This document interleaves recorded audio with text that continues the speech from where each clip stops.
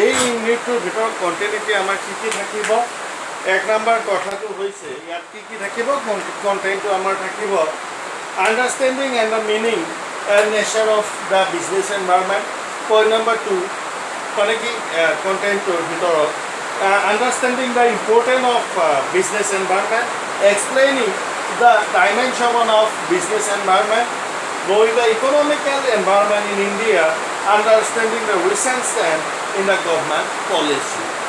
Okay, that's the reform of measures of important of economy. এইখিনি আছে ইয়াৰ business এনভাইৰনমেণ্টৰ ভিতৰত কণ্টেণ্টখিনি ঠিক আছে বিজনেছ এনভাইৰনমেণ্ট অৰ্থাৎ ব্যৱসায় পৰিৱেশ তো ইন্ট্ৰডাকশ্যনখিনি যদি চাওঁ হা যদি আমি বিজনেছ এনভাইৰনমেণ্ট অৰ্থাৎ ব্যৱসায় পৰিৱেশ কিহৰ পৰিৱেশ ব্যৱসায় পৰিৱেশ পৰিৱেশ বুলি ক'লে আমি কি বুজি পাওঁ বোলে আমাৰ চৌপাশে থকা যি আমাৰ গছ গছনি তৃণ লতা তৰু তৃণৰ পৰা ধৰি যিটো সেইহৰ মানে চবকে ধৰি কিনে কি কোৱা হয় পৰিৱেশ বুলি কোৱা হয় কিন্তু ইয়াতে তাৰ এটা স্পেচিফাই কৰি দিয়া হৈছে কিহৰ চব নহয় ব্যৱসায় পৰিৱেশ কিহৰ পৰিৱেশ ব্যৱসায় পৰিৱেশ অ'কে তো ব্যৱসায় পৰিৱেশ বুলি কোৱাৰ লগে লগে আমাৰ ইন্ট্ৰডাকশ্যনটো এনেকুৱা যে কি হয় যে business is the part of and the parcel of the environment surrounding it যে ব্যৱসায় কি হয় ব্যৱসায় এটা আমাৰ চেৰাউণ্ডিঙৰ ভিতৰত এটা পৰিৱেশৰ ভিতৰতে থকা এটা অংশ কিহৰ অংশ পৰিৱেশৰ ভিতৰতে থকা এটা অংশ যে পৰিৱেশৰ ভিতৰত আমিও এটা অংগ হয়নে নহয় মানুহ বুলি কোৱাৰ লগে লগে প্ৰত্যেকজন মানুহে পৰিৱেশৰ একোটা অংগ প্ৰত্যেকটো জীৱ একোটা অংগ ঠিক তেনেকুৱাকৈ ব্যৱসায় বুলি কোৱাৰ লগে লগে ব্যৱসায় পৰিৱেশ বুলি কোৱাৰ লগে লগে সেই গোটেইবিলাকেই হৈছে একোটা অংগ it is the part of our society every person is the part of our society like that business also' be the part of the society understood so' जो पार्टी है हाँ ये पार्टी है किसका बिजनेस का तो बिजनेस एक्टिविटी क्या करते हैं बिजनेस क्यों चाहिए बिजनेस का मतलब क्या है बिजनेस एक्टिविटी क्या है मतलब ये है कि बिजनेस एक्टिविटी इन्फ्लुएंस ये हमारे इन्फ्लुएंस के ऊपर करे नीड एंड रिक्वायरमेंट किसके ऊपर करती है हाँ जो हम लोगों का नीड है जो रिक्वायरमेंट है किसके ऊपर नीड के ऊपर रिक्वायरमेंट के ऊपर तो नीड क्या है एनवायरनमेंट हाँ जो कि है रिक्वायरमेंट भी क्या है किसके ऊपर है एनवायरनमेंट के हिसाब से हाँ अभी बरसात दे रही है मतलब बरसात दे रहा है मतलब क्या है हम लोगों को हाँ जो साइकिल या पैदल जाने वाले लोग हैं वह घर में जो छोटी मोटी काम अगर हम लोग भी अगर आंगन में भी जाए तो मतलब हम लोगों को क्या चाहिए छतरी चाहिए अगर हम लोग अगर कोई अगर बाइक चलाता है तो स्कूटी चलाता है उनको क्या चाहिए रेनवेयर चाहिए रेनकोट चाहिए प्लास्टिक कोट चाहिए है कि नहीं क्योंकि to protect out to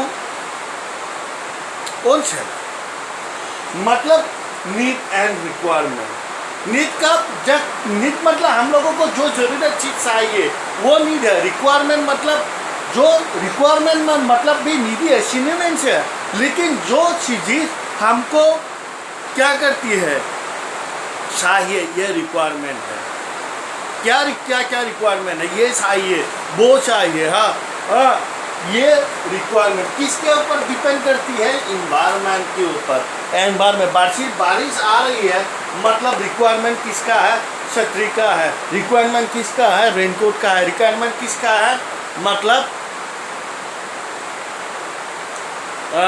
plastic coat का है वगैरह वगैरह ठीक है those are related is social and economical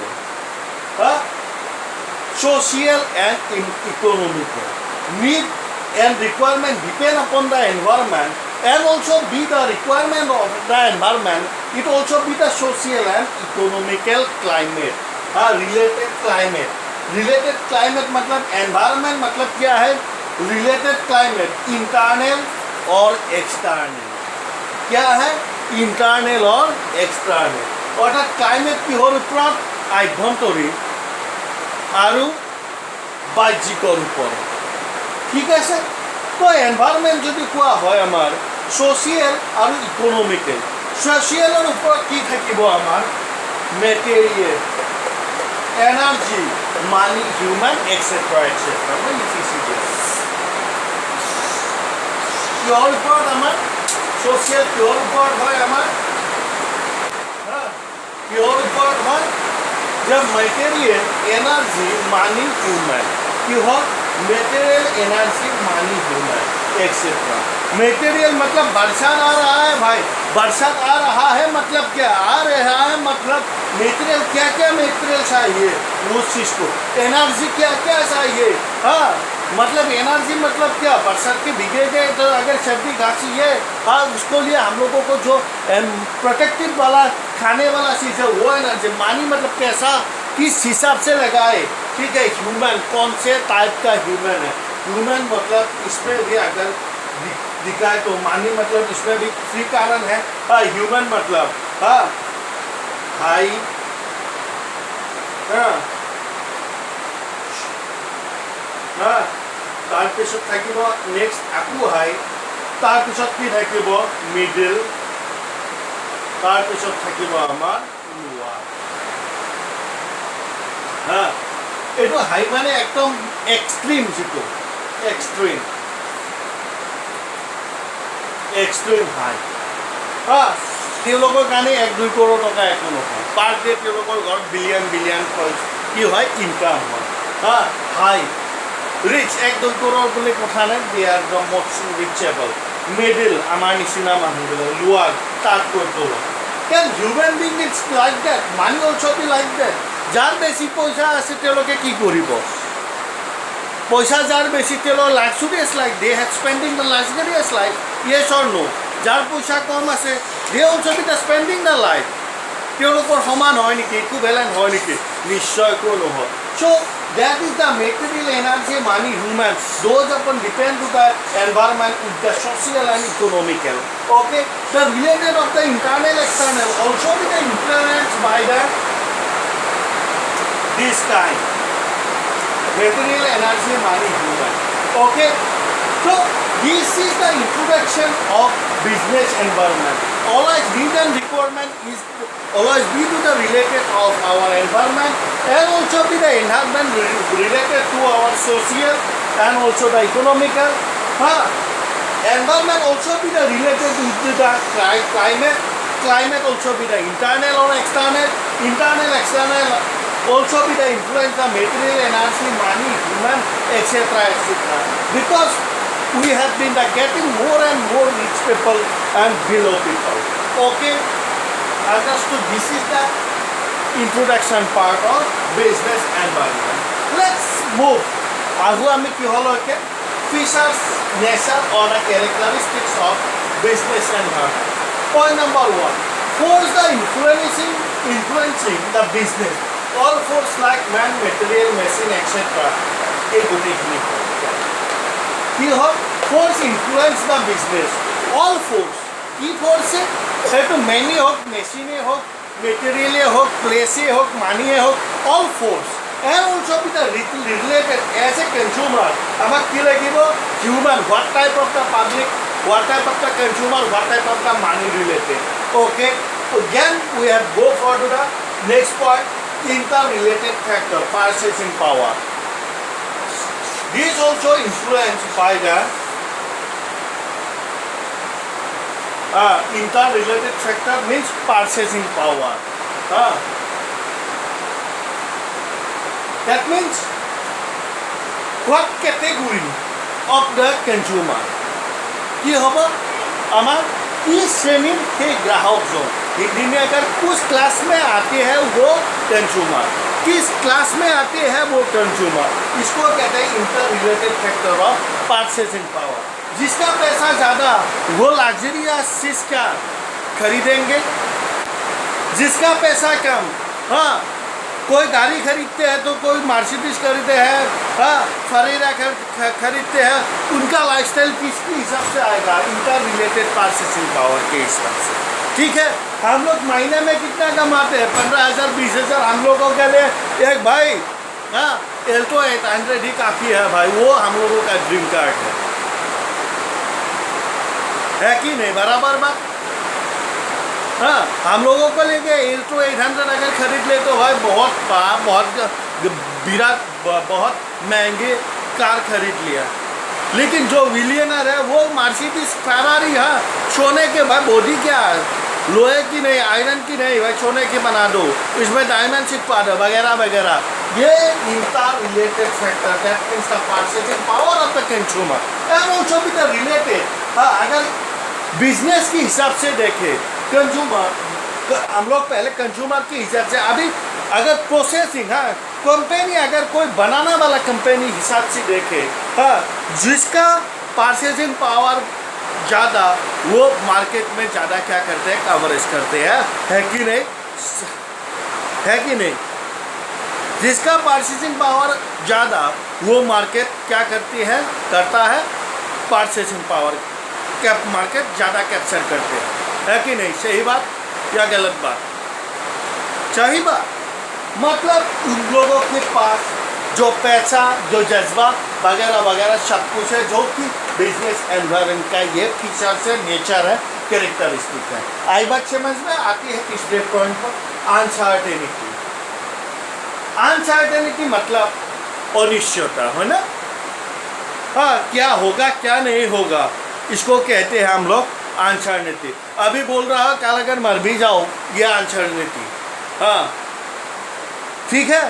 student अगर एग्ज़ाम दे रहा, तुमने एग्ज़ाम दे दिया और सोचा कि मेरे को भाई 1 नंबर में आना चाहिए, लेकिन तुम ये सोचते हो तुमको मिलेगा या नहीं मिलेगा, ये किसके ऊपर, अनसर्टेनिटी के ऊपर डिपेंड करता है कि नहीं?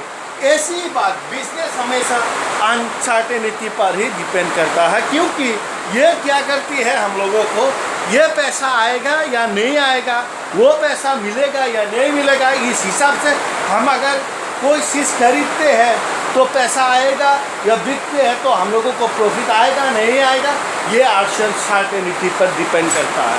क्योंकि इस हिसाब से आईटी सेक्टर्स हो या फैशन सेक्टर हो, वो हमेशा क्या करती है, ज़्यादा से ज़्यादा क्या करती है, चैन करती है। आई बात समझ में आती है? Point number 4, direct and indirect factor, जो कि मैं बोल रहा था। डायरेक्ट फैक्टर क्या है, कंज्यूमर, इन्वेस्टर एक्सेट्रा, कंज्यूमर हो, इन्वेस्टर हो, हाँ, फाइनेंसर हो, वो डायरेक्टली बिजनेस को क्या करते हैं, टच करता है कि नहीं? दुकानदार से कंज्यूमर जाते हैं, चीज़ें खरीदते हैं, ये डायरेक्टली टच, क्योंकि वो पैसा देता है, दुकानदार का क्या लेता है, प्रॉफिट रहता है कि नहीं? इनडायरेक्ट यहाँ पे होता है सोशल, डेमोग्राफिकल, पॉलिटिकल। हाँ, सोशल सामाजिक कारण, सामाजिक বুলি কোৱাৰ লগে লগে কি হ'ব, আমাৰ যে সামাজিক কোনটো শ্ৰেণীৰ মানুহে সেই পণ্যখিনি কিনিব গৈছে তাৰ ওপৰত কি ৰাখে, আমাৰ ভৰসাটো ৰখা হয়। কোনটো শ্ৰেণী গৈছে, সাধাৰণ শ্ৰেণী, বিশেষ শ্ৰেণী নে অতি বিশেষ শ্ৰেণী, lower, middle and high and so high, what type of consumer go for your business, okay? This is called as social, demographical.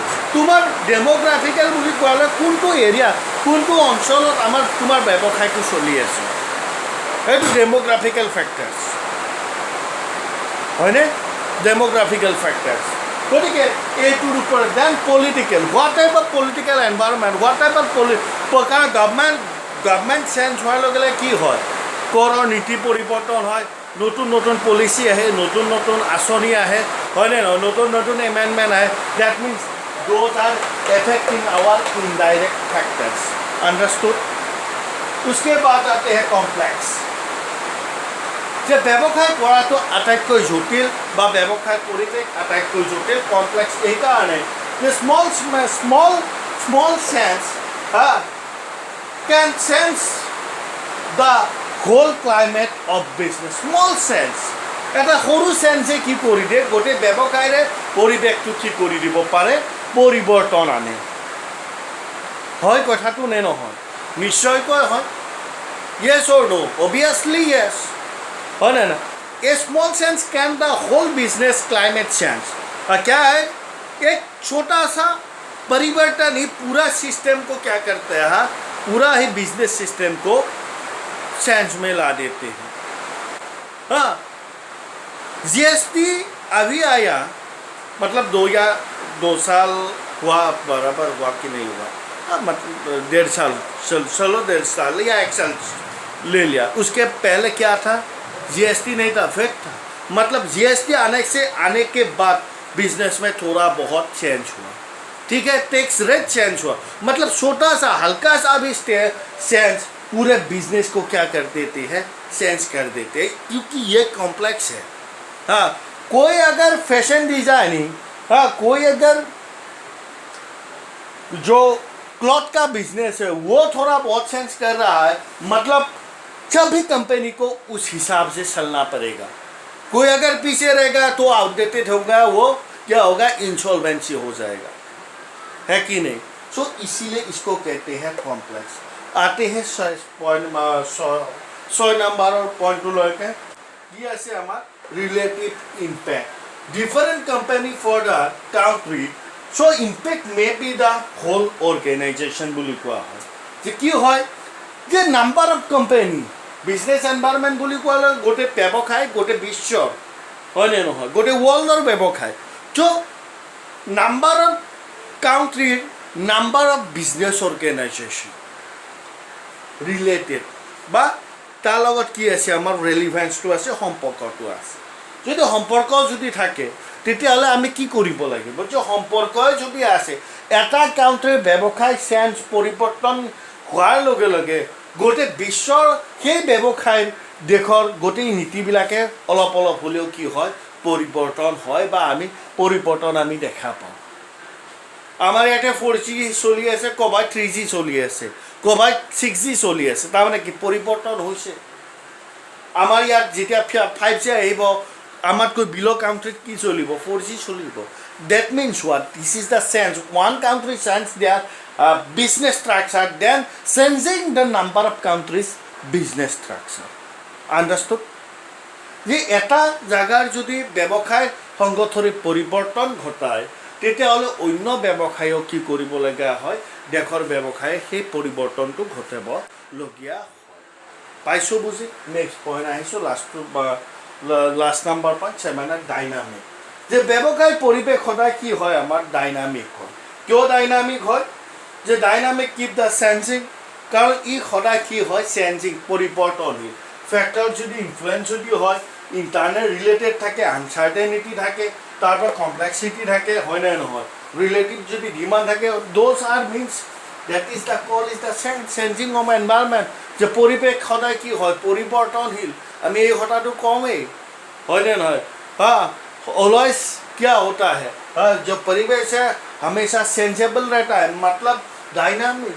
जिस हिसाब से एनवायरनमेंट होगा उस हिसाब से बिजनेस होगा, है कि नहीं। पहले जब हम लोग सोते थे तो ये एसी वाला सैलून नहीं था,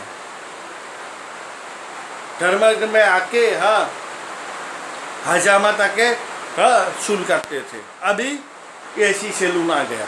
मतलब ये जो एनवायरनमेंट है 30 या 32 सालों में, हाँ, या उससे थोड़ा आगे, ये एनवायरनमेंट मतलब क्या है, ये डायनामिक है।